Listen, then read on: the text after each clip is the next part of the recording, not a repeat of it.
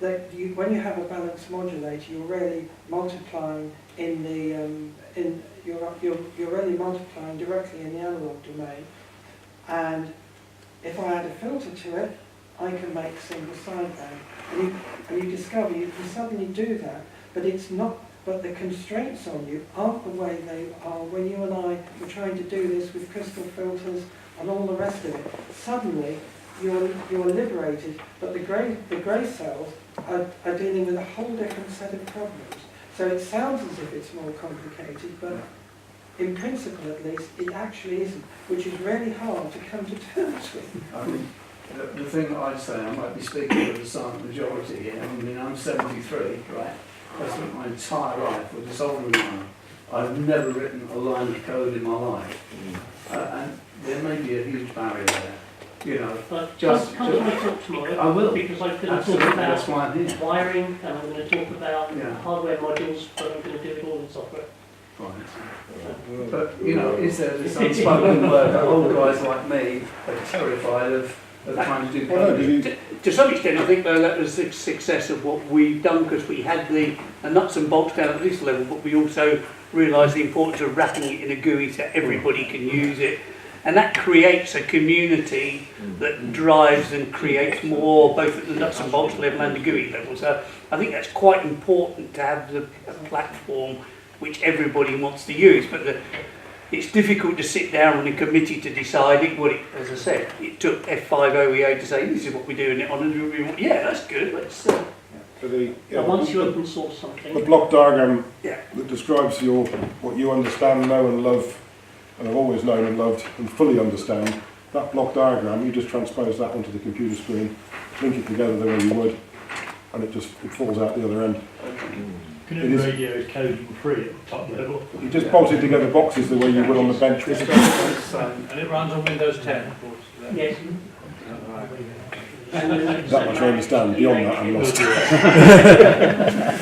But it is Can I add two, and I'm sorry, I don't know your name, you're saying just about what happens. When all of this is happening, there's still an awful lot of radio frequency problems that need to be solved. We've talked someone mentioned earlier, the quality of signals that comes out of something like a Lamb or a Pluto. They're not particularly good because they were never intended to be. But with that technology, even though you can shift frequency phenomenally from high to low, if you actually want to transmit at any sensible power, you need some very good filtering if you're if you want to stick to the license terms. So it's not. It's swapping one set of problems for another, if you like. Those sort of hardware problems have been the sort of things which probably a lot of people within this group are more familiar with and will find solutions for. But I suspect a lot of the older guys like myself really don't know the software solutions to doing this are finding this hard.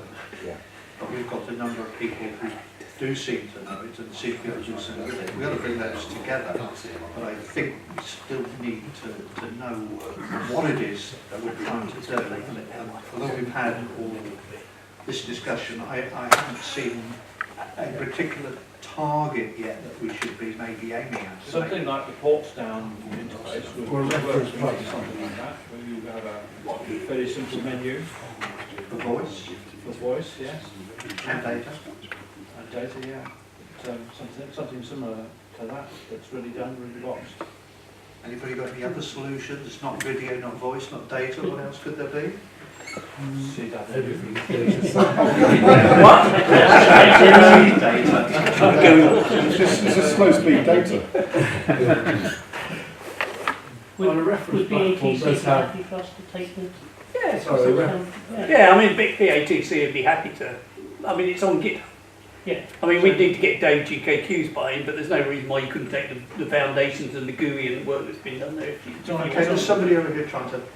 No, I was just saying, I think a reference platform is a good idea. I mean, the Pi was good for the TV because the hardware encoding on the board, whether it's the right one for us, there's more modern incarnations than Pi. There's a new Pi coming out. And then at the other end, the line is good, but then there's the Pluto, there's there's, there's dozens of these things around. RF as well. Well, I did give away my hack RFs and like that very much, but they all still work.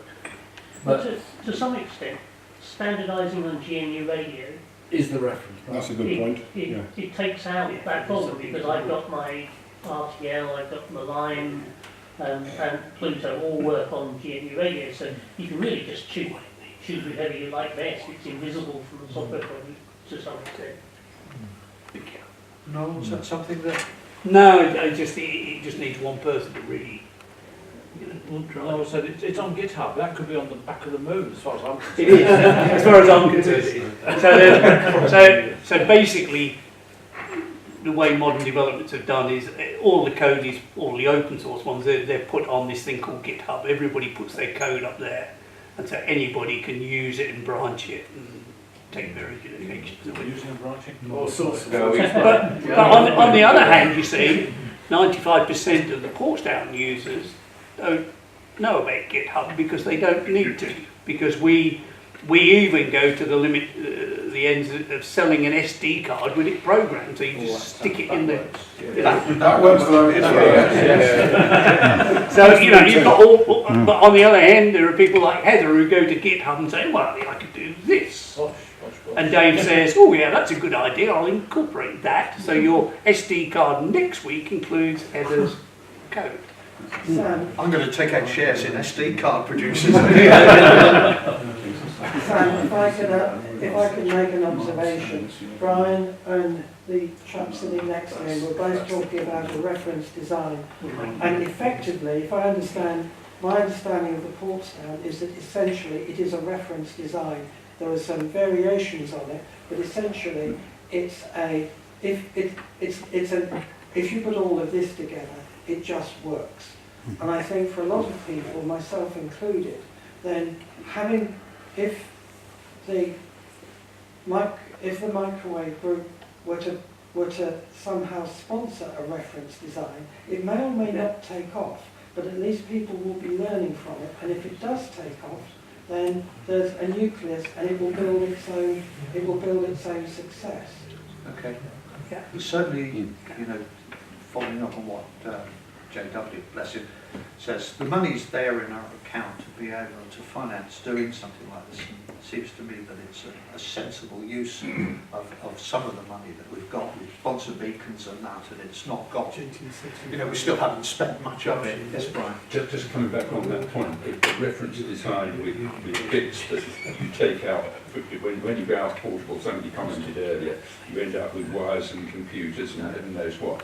A reference design can go into a box. Hammond box. Fantastic. And that is the Portsdown.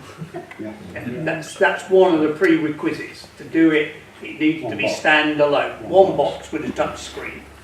It just works. One box with all. And it generally works out the Yeah, box. one waterproof box. Yeah. It works out. And it generally works out the box. I think that's the thing. You connect it up, you don't have to have any computer knowledge, no disrespect to anybody has, but it works. And okay, you get a bit of feedback today, he says, well, I did this, did that, and it doesn't work, probably used an illegal combination or something, but 99% it works. Yeah. We don't have to worry about it. It's really shared knowledge that makes it work. Because when something is wrong, somebody's had the problem, you go on the forum, there's plenty of comment there, you can find out somebody's had the problem. And the way it gets developed is people come up and say, it would be nice if. It would be, yeah. And so the ideas we were hearing about, propagation, analysing propagation modes, that's what the microwave, and you will find it will get dragged off into the area where the community wants it to be. I'm sure you're right. I'm sure you're right. Got to start somewhere here, I think. I don't know what it is. To give you some Yeah. ideas, something else to discuss on this. Yeah, I think so. Yeah.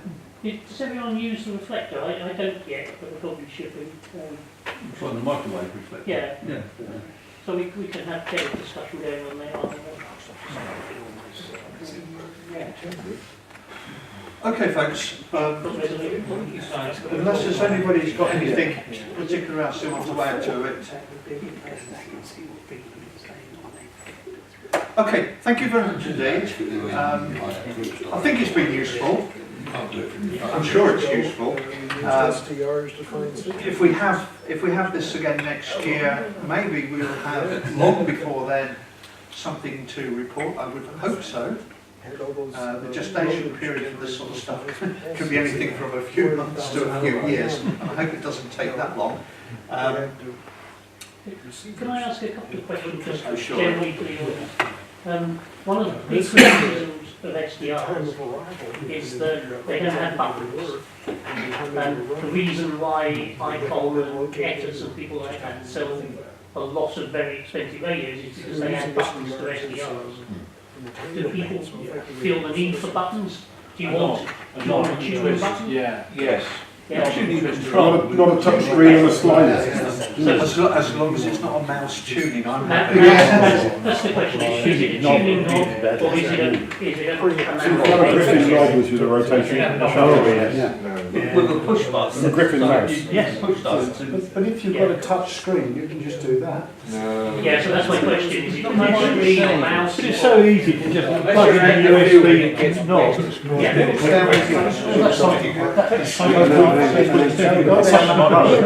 With the touch screen. The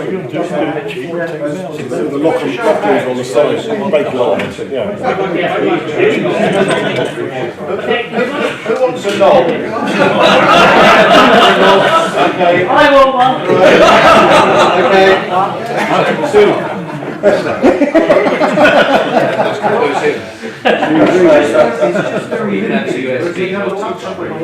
If you do anything, you program it.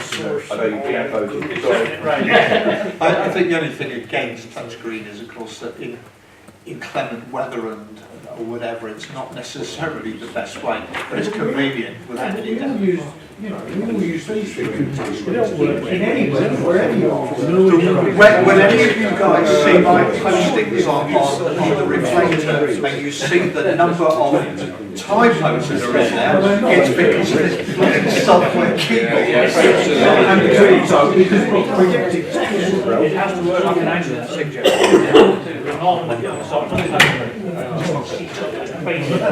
Just say back. So can I suggest that with touch screens, there's a lot of people my age who suffer from Raynaud's disease, and once the weather gets cold, you can chuck your touch screens in the dustbin because you can punch the screen as much as you like and nothing happens. It's because there's no, it doesn't react with the screen because the blood drains from your finger. Right, so there's it's no a stylus capacity. operating. You get one of these with a rubber tip. That's a membrane screen. Okay, so somebody else has put something. I mean, on a less perhaps UK parochial level, there is a huge number of ham radio libraries on SourceForge as well as GitHub. So, you know, that with the greatest respect to all our other participants globally, there may be lots of other stuff that's going on that maybe we don't even know about, because if you have a look on SourceForge and radio libraries, there's lots of gear on that. I'm sure you're absolutely right. I've not seen any indications of anybody bringing this together, the sorts of things that I think we probably want to do with it. But it's got to be worth keeping an eye on it and seeing if there is anything in there. I'm sure Heather is aware of some of that anyway. So what about hardware? We seem to have ignored hardware. Right? Is there anything which is going to get us closer to say 10 gigs and 24 gigs? I'm converting and... I'm sure that the next iteration of SDR transceivers that hits the market, if it's not there already, will have at least a 10G of operation. We're already seeing phase lock loop technology within LNBs, so we know that it's quite feasible for this other stuff to get there. I know it's a bit more complex, but it should not be that hard to do. The direct up converter chips to go that high now. And the direct up converter chips, I think, are the same ones that are inside these transceiver chips. Okay. It's the same silicon or gas or whatever it is, gas. So but are there any platforms out there at the moment which will achieve this? I know the Pluto goes up to what, 6 gigs, is it? So, yeah. Most of them top out 7 or 8 Many go gigs. to 6, but not many go. Okay, Robin wanted to say something again. All I was going to say was in terms of what the UK Microwave Group can do. And if we're talking about going up to various bands, as others have pointed out, there are, I think my recollection is that the official limit for a Pluto or indeed a line is about 3.8 gigs at the moment. But one thing that the microwave groups could do is filter blocks. Because clearly one of the things we need is to clean up that signal coming out, bearing in mind that fundamentally it's square waves and similar, and rectangular waves of one form and another, and try and make them respectable before they get amplified. How much can we pinch from ports down to do that? That's a very good question. Or how much can we contribute? The North Microwave Society's been looking at the same project. We've certainly got the guys who can design the filters, it just now becomes something we want to produce. I think it has to be said that there's a huge overlap with what BATC are doing here. It's just we've probably got a slightly more specialised or less specialised requirement. The video side seems being extremely well catered for. Does Portstown have a knob? It's got a touchscreen, I think, isn't We need the knob. We'll do next week. Okay, folks, I think that's sufficient for now, otherwise we're just going to drag on. Thank you very much indeed for attending. That was really good.